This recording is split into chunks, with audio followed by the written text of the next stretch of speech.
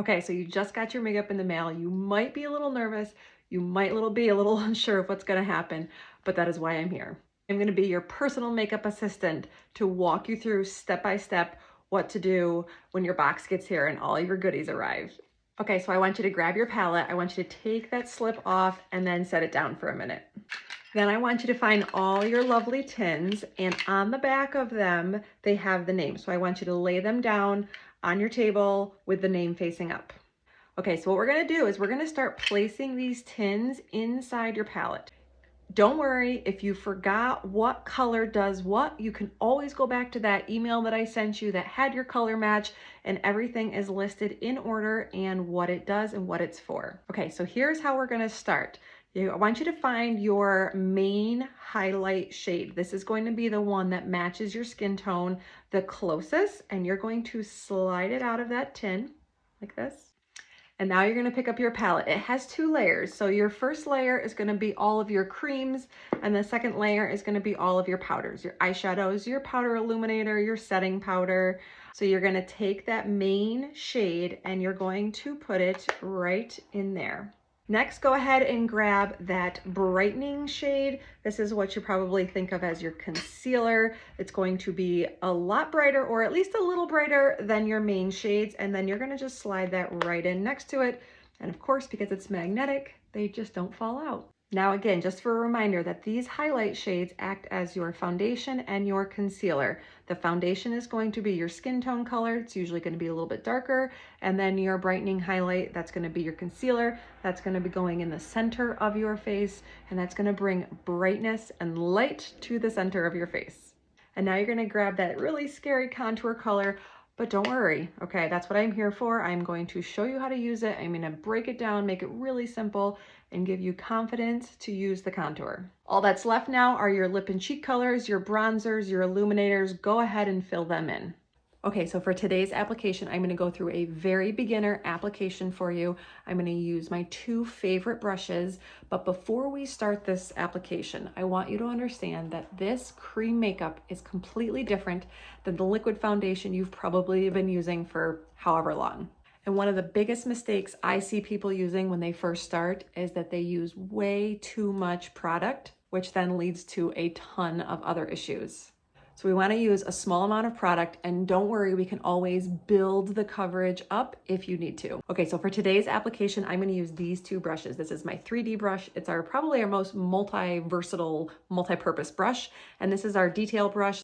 So I'm going to start with my contour, and I'm going to take that detail brush and I'm going to tap the edge of my brush into it, and all I'm going to do is apply it. And because it's probably your first time with contour, you're going to want to go a little bit lighter. As you get more comfortable with it, you can go a little bit darker, a little bit heavier. You could make your lines your contour lines a little bit thicker. So as you can see, I created a 3 with my contour, and what this is going to do is going to bring in your hairline. It's going to chisel out your cheekbone, and it's going to chisel out your jawbone. A good rule of thumb with your cheek contour is to start at the hairline, go down towards the mouth, and stop about halfway, basically where the outside corner of your eye starts.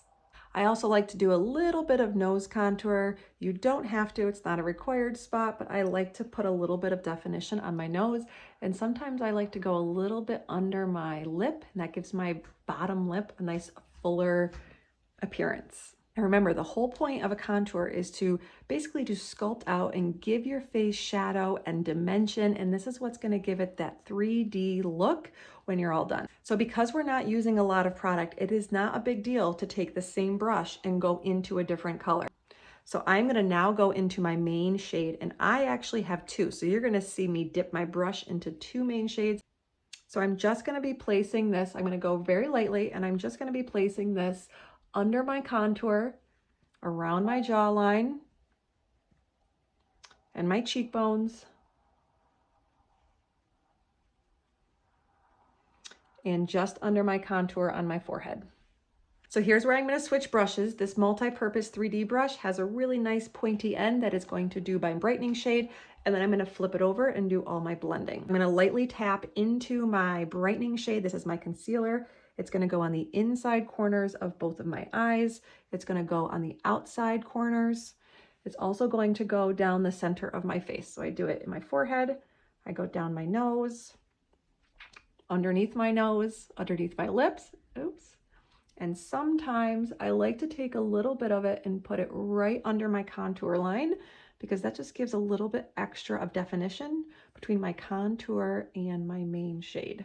Okay, so now I want you to look at my face, see if it's similar to yours. If it is, we're good to go. We're gonna flip that brush over to that fluffier end and we are going to blend. Okay, so you'll notice that I did not put on any bronzers or blushes. I like to put them on at the very end. So I'm gonna take that fluffier side of the brush, and what I do is I always blend lightest to darkest. So under my eyes, and as I'm blending, I'm just pressing it into my skin. I tend not to drag it, and I'm just gonna go around the areas of my contour. I'm gonna avoid my contour as much as possible as I blend. So you're essentially blending those colors together so that they marry each other. And then I'm going to move, once I finish my bottom half, I'm going to move to my forehead, and then we'll switch over to contour. Now, as you're blending, if you still see some sunspots pop through or some acne pop through, don't worry, we're going to take care of that at the very end. Now, the last thing we're going to blend is the contour. I'm going to switch back to my detail brush because that flat end I use to apply it makes the perfect blending tool. Go back and forth and up into my hairline. On my jaw, I go back and forth and I pull it up. I don't pull it down ever because that'll drag your face down.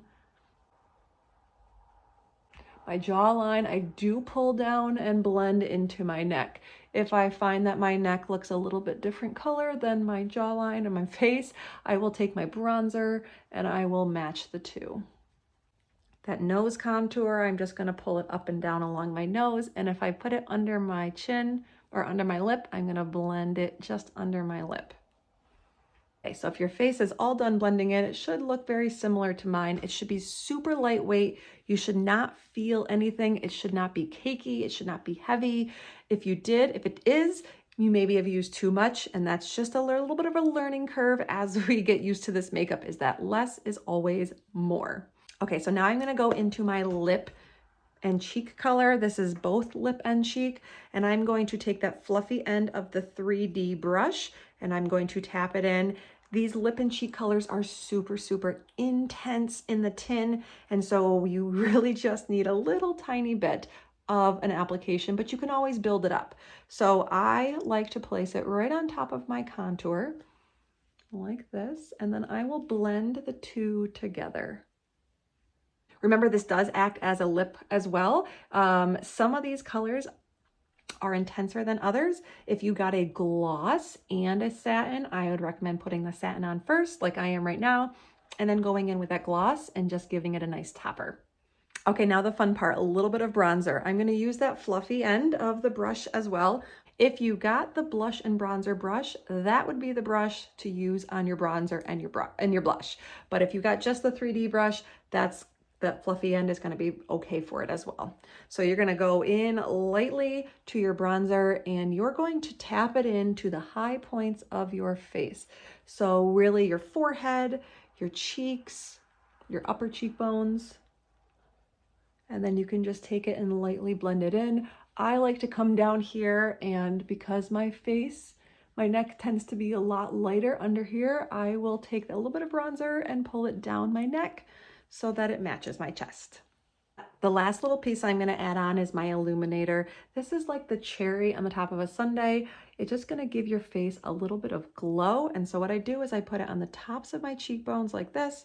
I put it down the center of my nose, on my Cupid's bow. You could even put it in the corners of your eyes or up here on your brow bone. If your face is clear of any sunspots or blemishes, you are done and you are ready to rock that day confidently in your new makeup. If you do have some sunspots or some acne, you can go back in with your main shade and touch up just those areas or those sunspots that need a little bit extra coverage. This would also be a good time if you are looking for a setting powder to set your face with that loose powder. You could do it with a spray if you like a more dewy, youthful glow. If you want the dewy, youthful, I would go with the spray. If you want a more matte, I would go with the setting powder.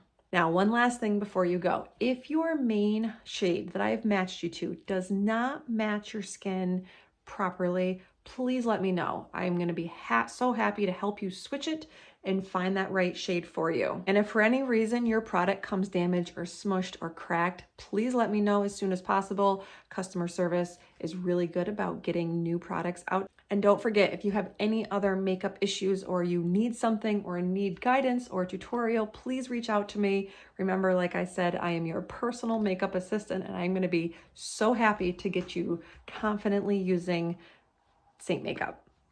Thank you so much for trusting me with your new makeup routine. I hope you love it as much as I do. Bye.